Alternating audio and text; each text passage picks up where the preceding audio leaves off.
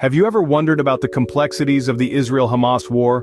This conflict, deeply rooted in history, has seen a recent surge in violence that has shaken the region. The escalation has been marked by a continuous exchange of attacks between Israel and Hamas, a Palestinian political organization. The situation has become particularly critical with Hamas's extensive tunnel system and Israel's response to it, leading to a volatile state of affairs. The war has taken a heavy toll on both sides, with thousands of casualties reported. A significant facet of this conflict is the extensive tunnel system constructed by Hamas. A labyrinthine network of passages, these tunnels are far more than just mere subterranean pathways. They serve a myriad of strategic purposes, from smuggling goods to launching surprise attacks and even as escape routes during times of conflict. The Hamas spokesperson Osama Hamdan has been forthright about the robustness of these tunnels. He has stated that they are engineered to withstand potential flooding by Israeli forces. This suggests that the organization has anticipated and prepared for various countermeasures, adding another layer of complexity to the conflict. The construction of these tunnels is not a spontaneous act but a calculated military strategy. It underscores the extent to which the organization has gone to fortify its capabilities and resilience. Yet, the existence of these tunnels also underscores the severity and intensity of the conflict. They are a testament to the harsh realities of war, where underground networks become lifelines and battlegrounds simultaneously. These intricate tunnels have become a focal point in the ongoing conflict. They symbolize the resilience and tenacity of Hamas, while also illustrating the challenging and multifaceted nature of the Israel-Hamas war. As the conflict continues, these tunnels will undoubtedly remain a significant and controversial element of the broader geopolitical landscape. The Israeli forces have come up with an unusual response to deal with these tunnels.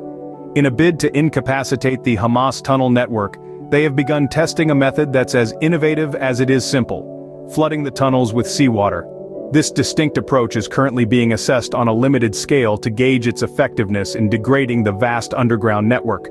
The response to this strategy has been varied.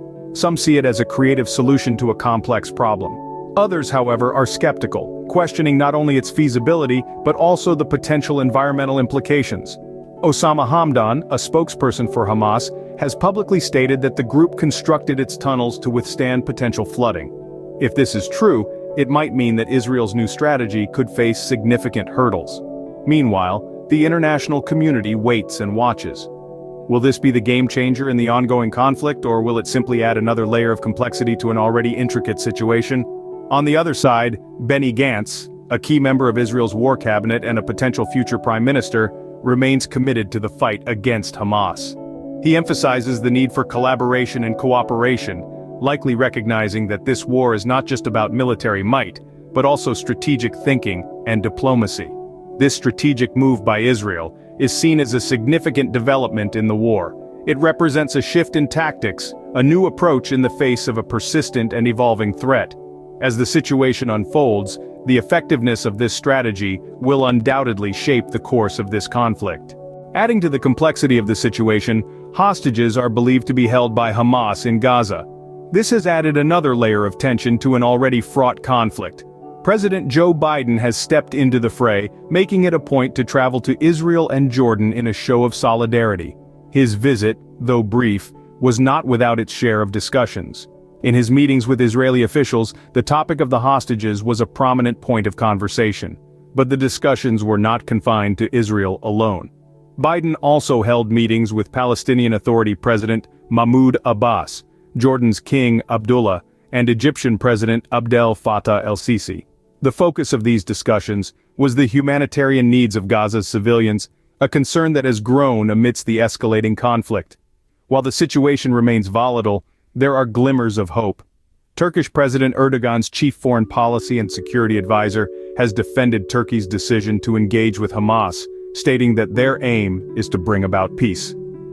This is a sentiment echoed by Benny Gantz, a key member of Israel's war cabinet and a potential future prime minister. Gantz emphasized the need to work with partners behind closed doors, dismissing any perceived rift between the US and Israel.